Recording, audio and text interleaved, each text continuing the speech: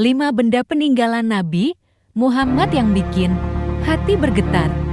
1. Jubah.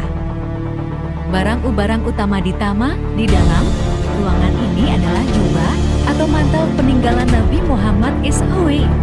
Awalnya, jubah ini belum ada di ruangan tersebut, sempat dijaga oleh kaum Abbasiyah di Mesir. 2. Surat-surat.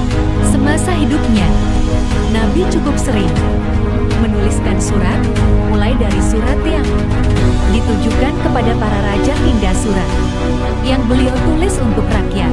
Contohnya selembar surat dari Rasulullah untuk Najasyi, sang raja. Habsah.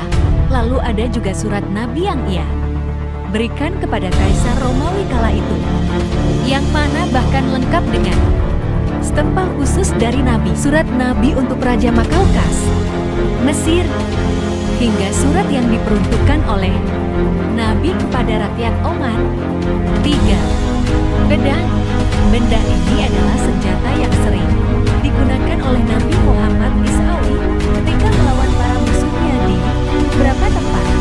Yang paling populer yaitu pedang Al-Matur, pedang yang dimiliki beliau sebelum menerima wahyu pertama di Mekah. Ini merupakan pedang peninggalan dari ayah beliau dengan panjang sekitar 100 cm.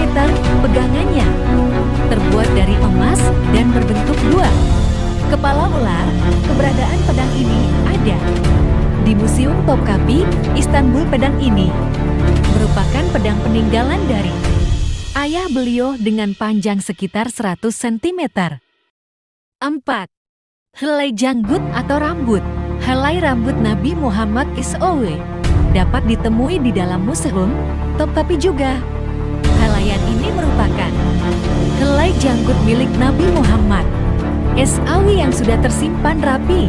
Helai rambut Nabi Muhammad SAW dapat ditemui di dalam Museum Topkapi juga.